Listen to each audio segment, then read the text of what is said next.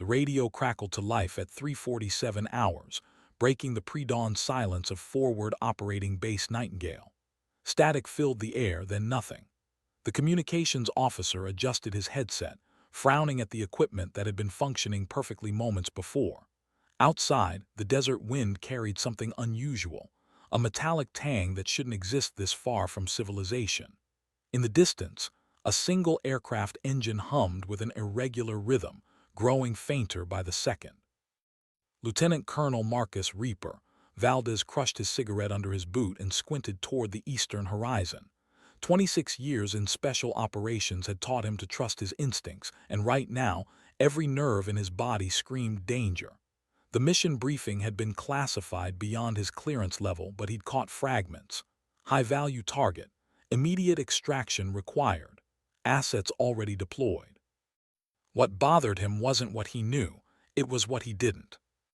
The flight manifest showed 6 aircraft had departed at 200 hours. Only 5 were accounted for. The missing bird carried call sign Phoenix 7, piloted by someone whose service record was so heavily redacted it looked like a government conspiracy. The only details visible were a Purple Heart citation and a distinguished flying cross with 3 oak leaf clusters. Whoever Phoenix 7 was, they weren't just another transport jockey. Inside the Tactical Operations Center, screens flickered with satellite feeds showing nothing but empty desert. The GPS tracker for Phoenix 7 had gone dark somewhere over the Helmand province, in a region so hostile that even the Taliban avoided it. Search and rescue protocols demanded immediate deployment, but something had grounded all available aircraft. Mechanical issues, they said. Simultaneous failures across the entire fleet. Valdez had seen enough combat to recognize sabotage when it stared him in the face. The missing pilot's personal effects remained untouched in Quarters 4B.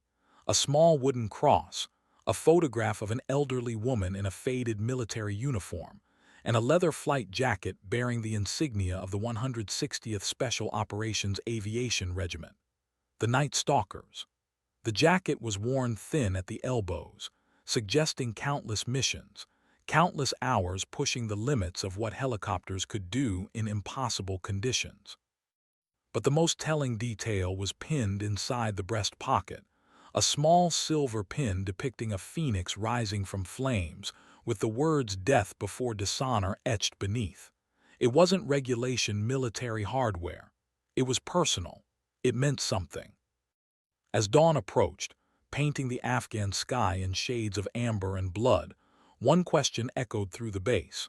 Who was Phoenix 7, and why had 6 Navy SEALs specifically requested this pilot for a mission so classified that even the Pentagon brass claimed ignorance? The answer would change everything the special operations community thought they knew about courage, sacrifice, and the thin line between legend and reality. The desert kept its secrets, but not for long. The personnel file finally arrived via encrypted courier at 900 hours, carried by a stone-faced colonel whose uniform bore decorations from conflicts most people had never heard of. He placed the manila folder on Valdez's desk, with the reverence typically reserved for flag-draped coffins, then departed without a word. The contents would have been impossible to believe if not for the official seals and signatures authenticating every impossible detail. Captain Artemis Phoenix Callisto had been flying helicopters since she was 19 years old, starting as an Army pilot before transitioning to the Navy's most elite aviation unit. Her record read like fiction: 847 combat missions across 4 theaters of operation, with a perfect record of bringing her crews home alive. She'd been shot down 3 times and walked away from crashes that should have been fatal. The Purple Heart came from a mission in Iraq, where she'd flown through a sandstorm to evacuate wounded Marines, taking shrapnel from RPG fragments while maintaining control of her aircraft. But the most extraordinary entry was dated just 6 months ago. During a classified operation in Syria, Phoenix had single-handedly extracted an entire Delta Force team from behind enemy lines after their primary extraction failed. She'd flown a heavily damaged Black Hawk through surface-to-air missile fire, landed in a hot LZ with one engine failing and hydraulics compromised, and managed to get 12 operators to safety. The mission commander's after-action report contained a single line that spoke volumes. Phoenix doesn't just fly helicopters, she becomes one with them. The photograph clipped to the inside cover showed a woman in her early 30s with steel-gray eyes and auburn hair pulled back in a regulation bun. Her expression was completely neutral, but something in those eyes suggested depths that couldn't be measured.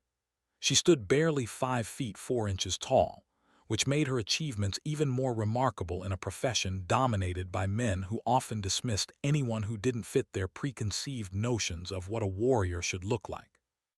The irony wasn't lost on Valdez. Phoenix had earned her call sign not through bravado or battlefield theatrics, but through an almost supernatural ability to rise from situations that would have destroyed lesser pilots. She'd crashed and burned, literally and figuratively, only to emerge stronger each time.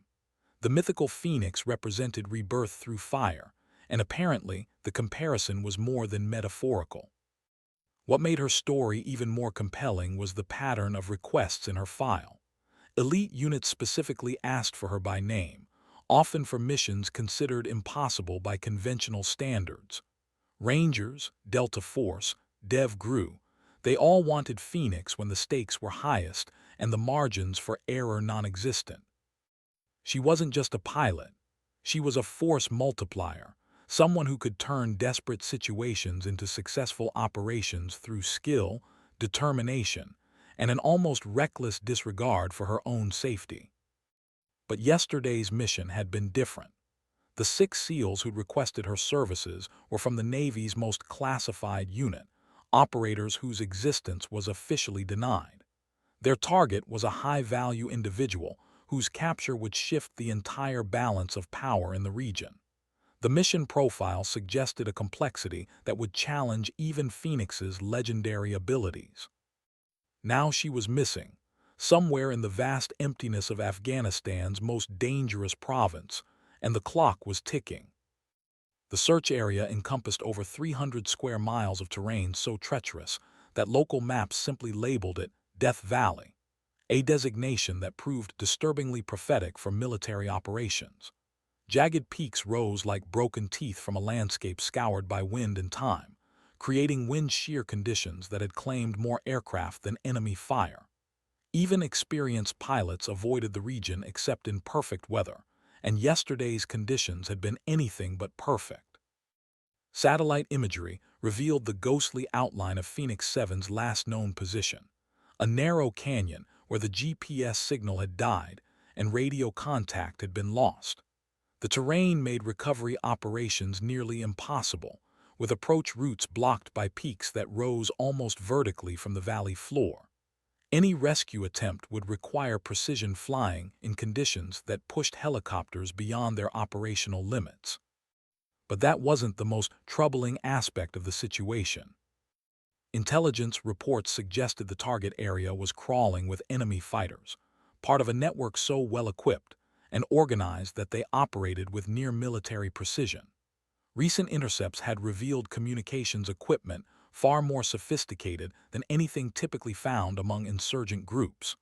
Someone was backing these fighters with resources that suggested state-level sponsorship, and they'd been remarkably successful at denying coalition forces access to the region. Phoenix had flown directly into what amounted to a hornet's nest, carrying 6 of America's most elite warriors on a mission that could change the course of the war. The silence from their position suggested either complete mission success or total disaster, with no middle ground between triumph and catastrophe. Captain Joker Morrison, Phoenix's closest friend in the aviation unit, stood before a wall-mounted map dotted with red pins marking aircraft losses in the region. His weathered face bore the 1,000-yard stare common among pilots who'd pushed their luck too many times and lived to regret their survival. He'd flown with Phoenix on dozens of missions, had watched her thread impossible needles and pull off maneuvers that violated several laws of physics. "She's not dead," he muttered, more to convince himself than inform the gathered officers. Phoenix doesn't die easy. Hell, I'm not sure she can die at all. The comment drew uncomfortable silence from the briefing room. Everyone present had heard the stories, had witnessed Phoenix's seemingly supernatural ability to survive situations that claimed other pilots. But Afghanistan had humbled plenty of legends, and the desert was littered with the remains of aircraft flown by pilots who believed themselves invincible. Weather reports offered little hope. A massive storm system was moving across the region, bringing winds that would ground all aircraft for at least 48 hours. If Phoenix and her passengers were alive, they'd have to survive whatever was hunting them in some of the most hostile terrain on Earth, with no possibility of immediate rescue. The silence stretched until Valdez finally spoke, his voice carrying the weight of command decisions that could cost lives. "We mount a rescue operation the moment conditions allow. Phoenix brought those SEALs into hell. We're bringing all of them home." Outside, the wind howled like a living thing, carrying sand and the promise of storms that would test everyone's resolve. The wreckage should have been visible from space, given the violence of the crash and the terrain's unforgiving nature. Instead, satellite photos revealed nothing more than shadow and stone, as if Phoenix 7 had simply vanished into the Earth itself. The absence of debris suggested either complete incineration, highly unlikely given the aircraft's construction, or something far more troubling, survival and deliberate concealment. Technical analysis of the final transmission painted a clearer picture of what had gone wrong. Voice stress analysis revealed Phoenix's calm professionalism even as her aircraft disintegrated around her. The last words captured by the flight recorder were characteristic of her approach to impossible situations. "Bravo 6 Phoenix. We're going down hard, but we're going down fighting. Tell my grandmother I kept the promise." The promise remained a mystery, but Phoenix's grandmother provided the only lead worth following. Alina Callisto, 87 years old and sharper than officers half her age, lived in a small house outside Fort Campbell, Kentucky. Her own military service dated back to Korea, where she'd served as an Army nurse, treating casualties that included helicopter crews who'd pushed their aircraft beyond safe limits to save lives. The connection between generations became clear during a phone interview conducted from the operations center. Alina's voice carried the same steel that characterized her granddaughter's radio transmissions, and her words revealed the source of Phoenix's legendary determination. "Artemis promised she'd never leave anyone behind, no matter the cost," Alina explained, her voice steady despite the circumstances. "Her father died in Somalia trying to rescue wounded Rangers. She was 12 when we buried him, old enough to understand what sacrifice means. She swore on his grave that she'd bring everyone home, even if it killed her." The weight of that promise explained everything. Phoenix's perfect record, her willingness to fly impossible missions, and her reputation for attempting rescues that other pilots considered suicide. She wasn't just flying helicopters.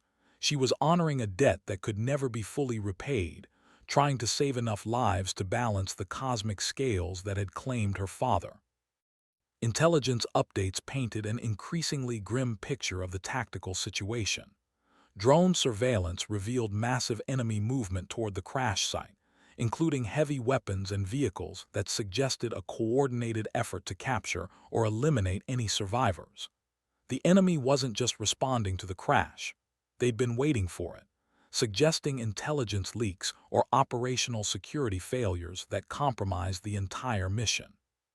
But the most disturbing revelation came from signal intercepts that revealed enemy communications discussing the woman pilot with a level of detail that suggested prior knowledge.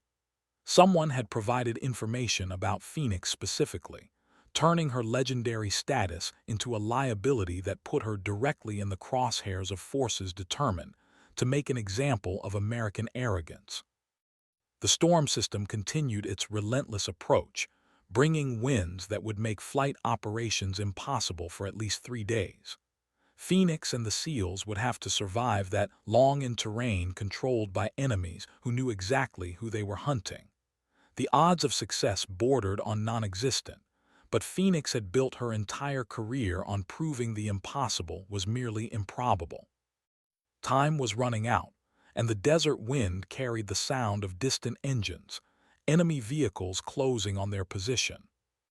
The first sign of life came at 13:47 hours on day 2, buried in radio static so severe that communications specialists initially dismissed it as atmospheric interference. But careful analysis revealed a pattern in the noise, a series of clicks that followed the rhythm of Morse code. The message was brief, professional, and quintessentially Phoenix. 7 souls alive. Position compromised. Require immediate extraction or alternative guidance. Phoenix sends. The transmission source proved impossible to pinpoint, suggesting movement and electronic countermeasures that indicated tactical sophistication far beyond what anyone expected from a downed aircrew. Phoenix wasn't just surviving, she was operating, using skills that transformed her from victim to active combatant.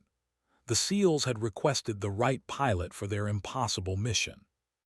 Cryptographers decoded additional fragments from subsequent transmissions, revealing tactical information that painted a picture of the situation on the ground. Enemy forces had surrounded the crash site within hours, but Phoenix had managed to extract the SEALs and their precious cargo before capture became inevitable. They were now mobile, moving through terrain so rugged that pursuit required specialized equipment and local knowledge. But mobility came at a cost. Medical transmissions indicated casualties among the SEAL team, with at least 2 operators requiring immediate surgical intervention. Phoenix was effectively flying a field hospital through mountains that challenged healthy soldiers, carrying wounded warriors while evading enemies who knew the terrain better than any satellite map could reveal. Lieutenant Commander Jake "Viper" Castellanos, leader of the SEAL team, had specifically requested Phoenix after reviewing her service record and conducting what amounted to an interview disguised as a casual conversation. His report, filed just weeks before the mission, contained observations that proved prophetic. Captain Callisto possesses operational instincts that complement special operations methodology. She thinks like an operator, not just a pilot. Recommend for any mission requiring aviation support in contested environments. The validation from Dev Gru's most experienced team leader carried enormous weight within the special operations community. SEALs didn't offer praise lightly, particularly to conventional forces they often viewed as support personnel rather than true warriors. But Phoenix had earned their respect through demonstrated competence under conditions that would have broken most pilots. Weather updates offered the first hopeful news in days. The massive storm system was beginning to weaken, with conditions potentially suitable for limited flight operations within 18 hours. But rescue attempts would require precision flying in marginal conditions, exactly the type of mission that separated elite pilots from mere mortals. The planning session revealed the full scope of the challenge ahead. The rescue route required threading a narrow canyon approach while avoiding known anti-aircraft positions, landing in a hot LZ under enemy fire, and extracting 7 personnel plus sensitive intelligence materials before enemy reinforcements could arrive. The mission profile was suicide for most pilots, but Phoenix had proven that suicide missions were merely Tuesday afternoon for someone with her skill set. As evening approached, bringing temperatures that would challenge survival in the high desert, one final transmission crackled through the static. "Tell Joker his poker debt is transferring to my estate if we don't make it home. Phoenix out." The gallows humor was typical Phoenix, but underneath the bravado lay steel-hard determination to complete the mission regardless of personal cost. The rescue package launched at 4:45 hours under cover of darkness, with 4 aircraft configured for what military planners euphemistically called contested environment operations. The lead helicopter carried the 160th's most experienced pilot, Chief Warrant Officer Gambler Rodriguez, whose own reputation for impossible missions made him the logical choice for extracting a legend. His wingman flew a gunship bristling with ordnance, designed to suppress enemy fire during the extraction. But the most critical aircraft in the formation was the command and control bird carrying Lieutenant Colonel Valdez and a collection of communications equipment that would coordinate the complex dance of rescue, fire support, and medical evacuation. Real-time intelligence suggested Phoenix's position had been compromised again, forcing another move that would test the limits of her ability to keep wounded SEALs mobile in hostile terrain. Radio intercepts revealed increasing enemy frustration with their inability to corner the survivors. Phoenix's tactical movement demonstrated skills that suggested training far beyond standard pilot education, possibly including the specialized schools typically reserved for special operations personnel. She was thinking 3 moves ahead of her pursuers, using terrain and deception in ways that indicated genuine understanding of asymmetric warfare principles. The breakthrough came from an unexpected source: local intelligence assets who'd been tracking the enemy's communications network. Phoenix had somehow made contact with friendly forces in the area, possibly tribal elements who had their own reasons for opposing the well-equipped fighters hunting the American survivors. The alliance was temporary and fragile, but it provided information that could shift the tactical balance. Satellite imagery revealed the full scope of enemy forces arrayed against 7 Americans. Over 200 fighters equipped with modern weapons and vehicles, supported by communications equipment that suggested coordination from outside the immediate area. The enemy had committed resources normally reserved for major operations, treating Phoenix's capture or elimination as a strategic priority that justified enormous risk and expenditure. But the most revealing intelligence came from captured communications that discussed the Ghost pilot, with a mixture of fear and fury that suggested encounters had not gone according to plan. Phoenix wasn't just evading capture, she was actively disrupting enemy operations, using knowledge and skills that transformed her from prey into predator. The SEALs had chosen their pilot well. Weather conditions remained marginal, with visibility limited by dust and wind shear that would challenge even experienced pilots. But the window was closing rapidly, with storm systems building that would make flight operations impossible for another week. If the rescue failed, Phoenix and the SEALs would face odds that even legends couldn't overcome. The final briefing revealed the full complexity of the mission ahead. Primary extraction site compromised. Secondary site under enemy observation. Tertiary site required flying through terrain that violated every safety protocol ever written for helicopter operations. But Phoenix had built her reputation on violating protocols when lives hung in the balance, and tonight would test whether legends could triumph over impossible odds. As the rescue formation disappeared into the pre-dawn darkness, carrying hope and heavy weapons toward an uncertain rendezvous, one question echoed through the operations center. Would they find Phoenix alive, or discover that some legends were too stubborn to die easy? The first visual contact came at 6:21 hours, transmitted through helmet cameras that captured a scene from a military thriller. Phoenix stood on a rocky outcrop, calmly directing the placement of improvised defensive positions, while enemy tracers lit up the dawn sky around her position. She moved with the fluid economy of motion that characterized special operations personnel, every gesture purposeful and confident despite circumstances that would have shattered most people's composure. Her flight suit was torn and bloody, evidence of the crash and subsequent movement through terrain that challenged mountain goats. But her voice remained steady as she coordinated defensive fire from the surviving SEALs, using military terminology with precision that impressed even Valdez. Phoenix wasn't just a pilot flying special operations. She'd become a special operator who happened to know how to fly. The tactical situation was deteriorating rapidly. Enemy forces had established blocking positions on all obvious approach routes, forcing the rescue helicopters into a narrow canyon that channeled them directly into overlapping fields of fire. The trap was professionally executed, suggesting enemy leadership with military training and experience that matched American special operations standards. But Phoenix had anticipated the problem. Her final transmission before the rescue birds entered the canyon revealed planning that demonstrated tactical sophistication. Gambler Phoenix. Primary LZ is compromised. Shift to alternate position marked by 3 smoke grenades. I'll provide cover during approach. The confidence in her voice suggested she had a plan, even if that plan involved risks that would terrify rational people. The alternate landing zone was barely large enough for one helicopter, carved from solid rock on a ledge that dropped into a 1,000-foot canyon.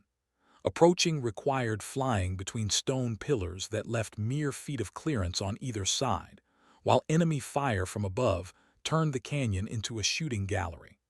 Only pilots with supernatural confidence in their abilities would attempt such an approach. Gambler's voice crackled through the radio with grudging admiration. "Phoenix, this is Gambler. Your LZ is certifiably insane. I love it. Beginning approach now."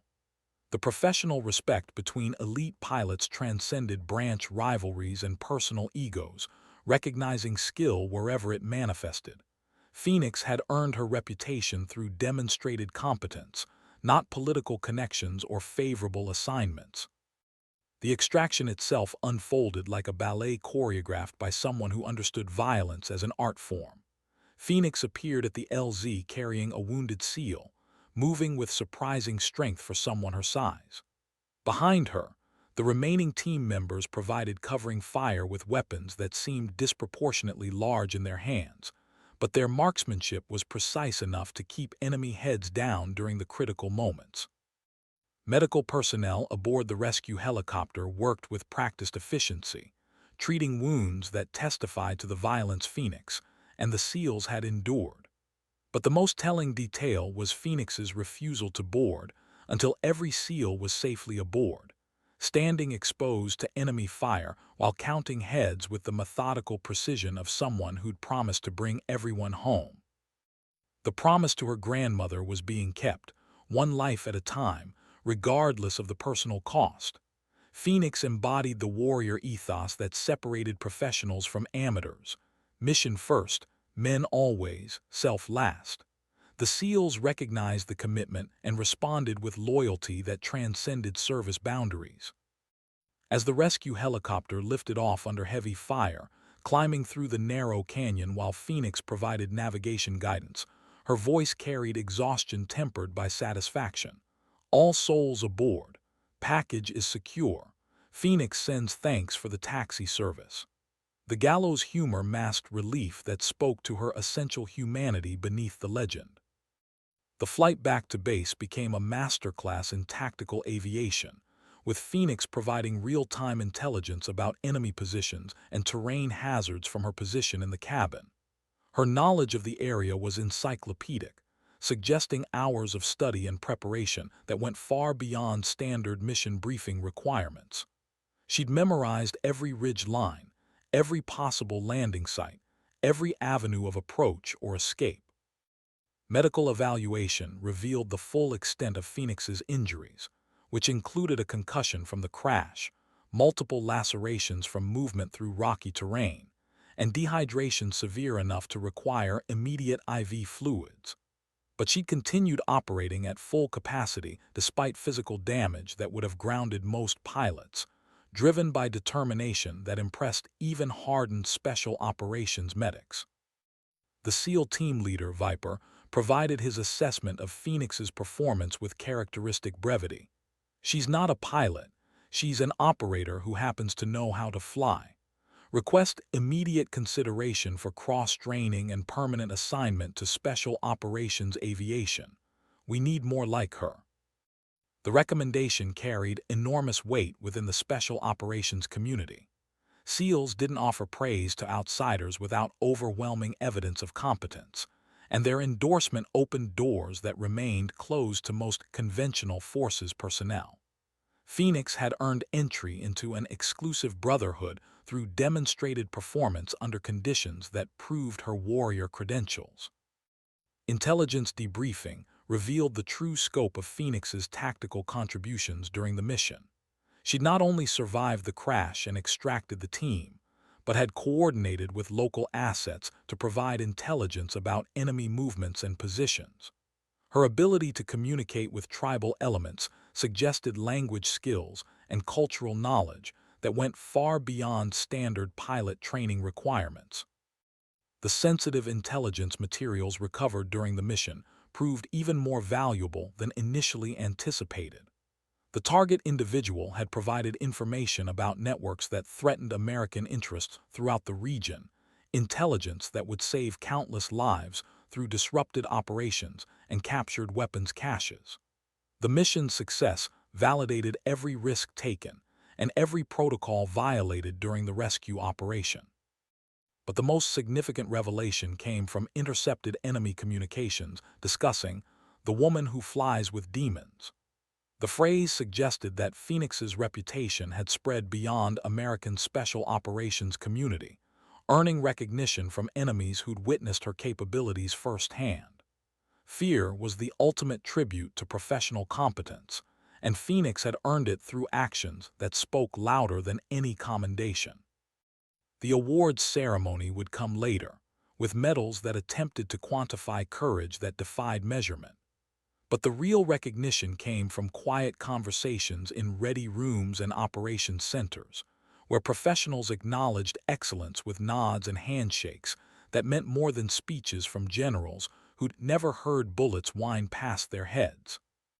As Phoenix underwent medical treatment in the base hospital, her flight jacket hanging on a chair beside the bed, the silver Phoenix pin caught overhead lights and seemed to glow with inner fire. The mythical bird had risen again, reborn through trials that would have destroyed lesser spirits, ready for whatever challenges awaited in skies that held no limits for those brave enough to test them. The SEALs had thought she was just support personnel, but Phoenix had proven that support could be indistinguishable from salvation when delivered with skill, courage, and an unbreakable commitment to bringing everyone home. The transformation of Phoenix's reputation within the special operations community happened with the speed that characterizes military gossip when the subject involves genuine heroism. Within 48 hours, her story had spread through every elite unit in theater, told and retold with embellishments that somehow managed to fall short of the actual truth. Reality had exceeded fiction, creating a legend that would influence recruiting and training for years to come. The official after-action report, sanitized for public consumption, mentioned exceptional performance under adverse conditions and tactical innovation that contributed to mission success. But the classified addendum, restricted to special operations personnel with appropriate clearances, painted a picture of competence that bordered on the supernatural. Phoenix hadn't just survived impossible odds, she'd thrived under conditions that would have broken most professionals. Training commands immediately requested copies of Phoenix's service record, seeking insights that could be incorporated into pilot education programs. Her tactical decision-making during the mission provided case studies that would be analyzed in advanced courses for years to come, examples of how individual excellence could overcome systemic failures and equipment limitations. But the most meaningful recognition came from sources that couldn't be quantified or officially acknowledged. Phoenix received a stream of visitors in the hospital, special operations personnel, who stopped by to pay respects to someone who'd earned their professional admiration. The conversations were brief, usually limited to nods and handshakes, but the message was clear. Phoenix had joined an exclusive fraternity of warriors whose competence was measured in lives saved rather than paperwork filed. The most significant visitor arrived unannounced, carrying credentials that cleared every security checkpoint without question. General Patricia Havoc Morrison, commanding officer of Joint Special Operations Command, wore stars that represented authority over America's most classified military capabilities. Her presence at a routine hospital visit suggested that Phoenix's actions had attracted attention from the highest levels of military leadership. The conversation remained private, but Phoenix emerged from the meeting with an expression that suggested opportunities beyond anything previously imagined.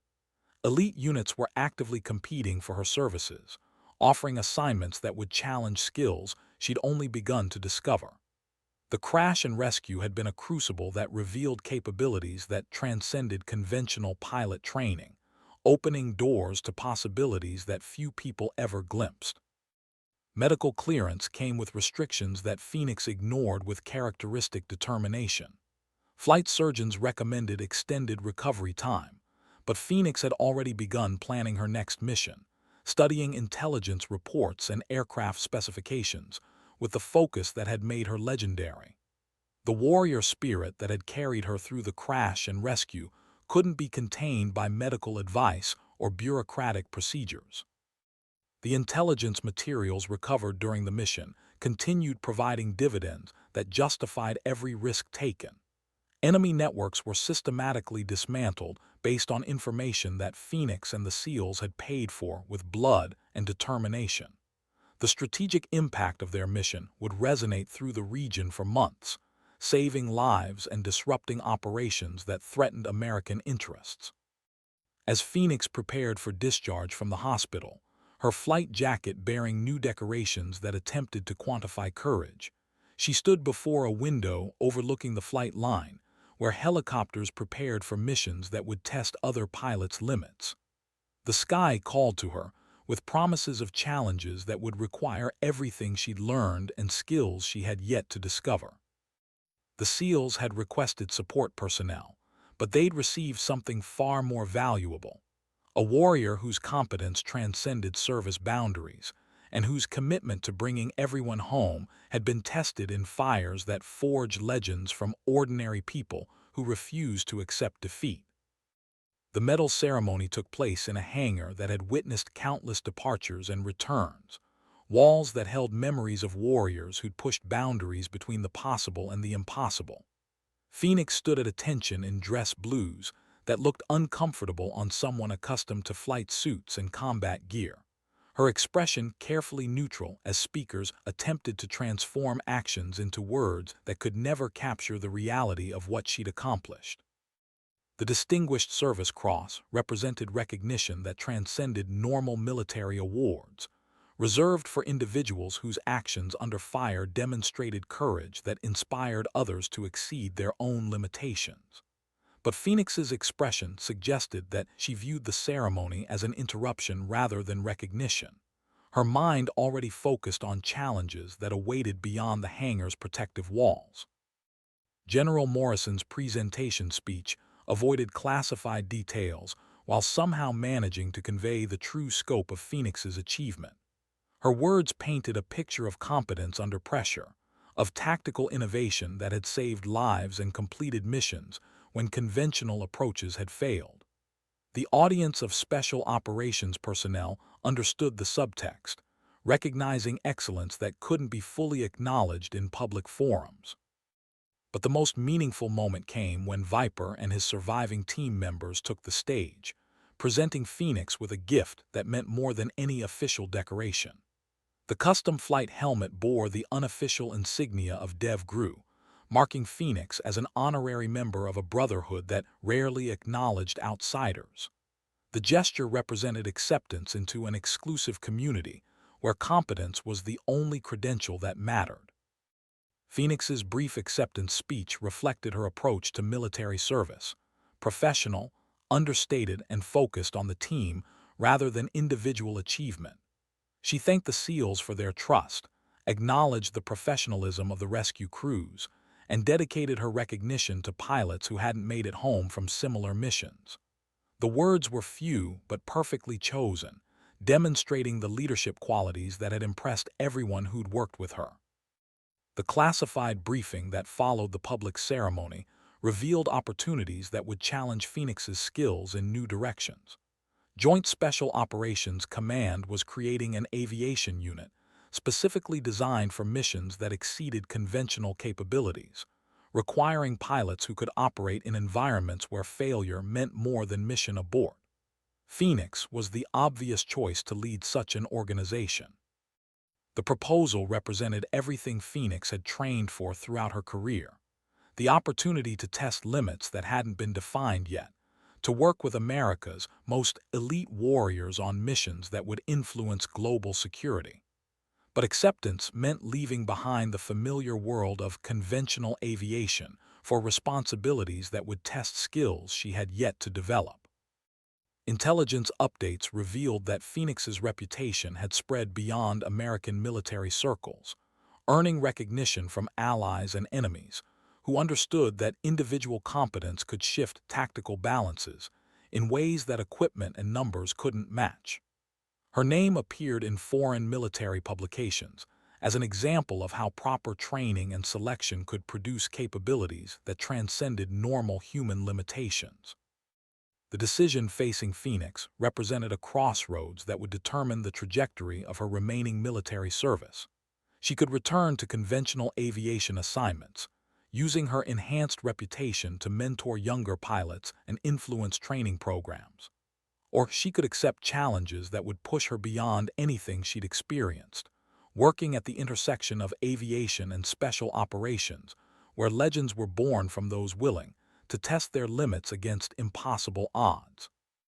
As the ceremony concluded and Phoenix prepared to make the choice that would define her legacy, her grandmother's voice echoed through memory.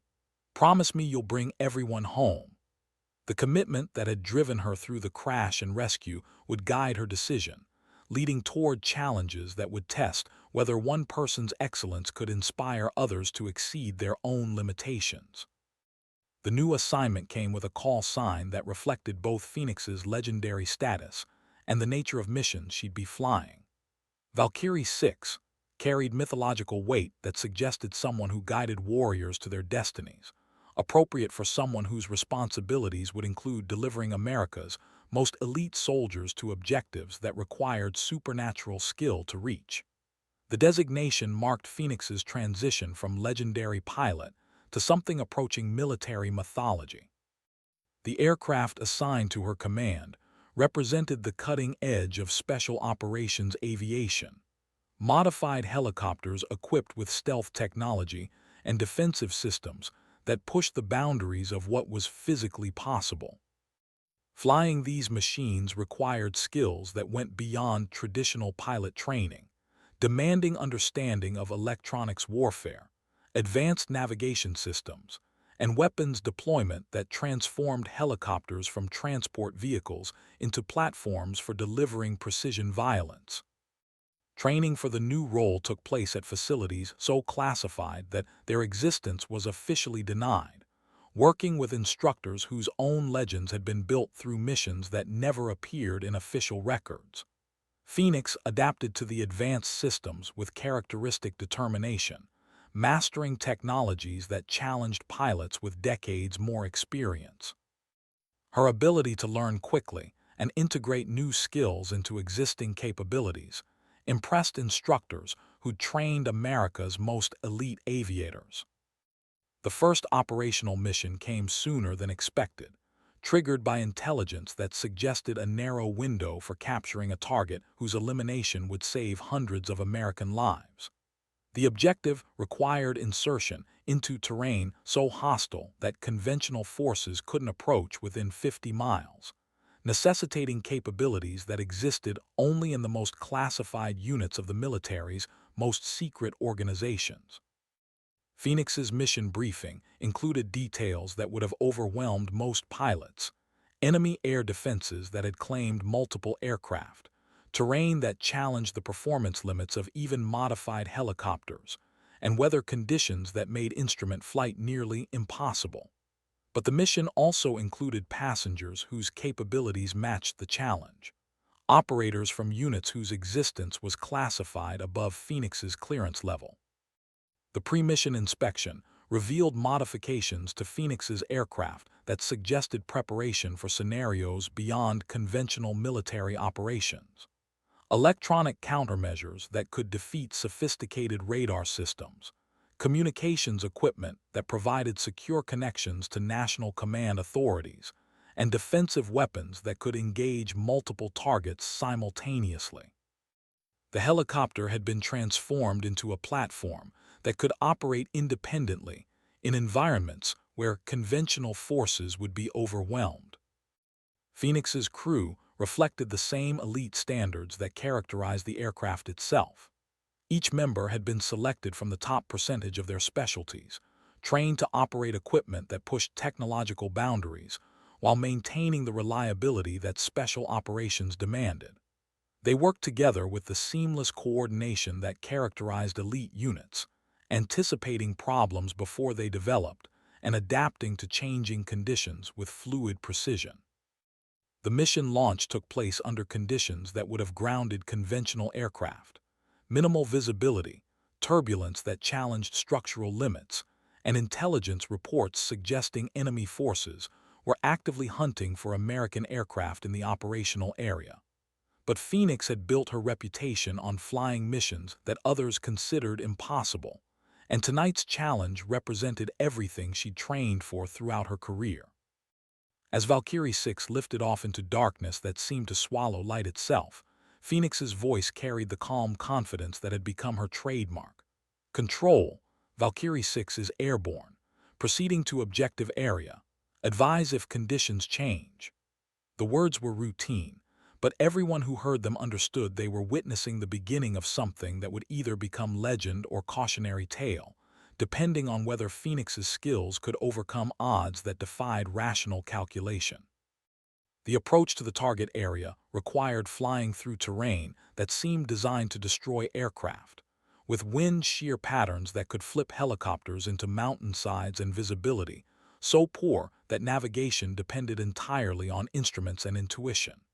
Phoenix threaded the route with precision that impressed even her hand-picked crew, maintaining course and altitude through conditions that challenged the limits of both human skill and mechanical engineering. Intelligence updates revealed enemy activity that suggested the target window was closing rapidly. Ground forces were moving toward the objective with equipment that indicated preparation for a prolonged siege, while air defense systems activated throughout the region indicated enemy awareness that American special operations were planning something significant. The mission was becoming a race between Phoenix's ability to deliver her passengers and enemy efforts to deny access to the target area. The insert point looked impossible from any angle, a rocky outcrop barely large enough for one helicopter, surrounded by peaks that channeled wind into rotors with velocity that could cause catastrophic failure. Approaching required flying between stone pillars while maintaining precise altitude control, with margins for error measured in inches rather than feet. Phoenix had attempted similar landings before, but never under conditions where enemy forces were actively hunting for her aircraft. Radio intercepts revealed enemy communications that mentioned the Ghost helicopter, with frustration that bordered on desperation. Phoenix had somehow managed to penetrate air defenses without triggering alarms, using stealth capabilities and tactical flying that defeated systems designed to detect.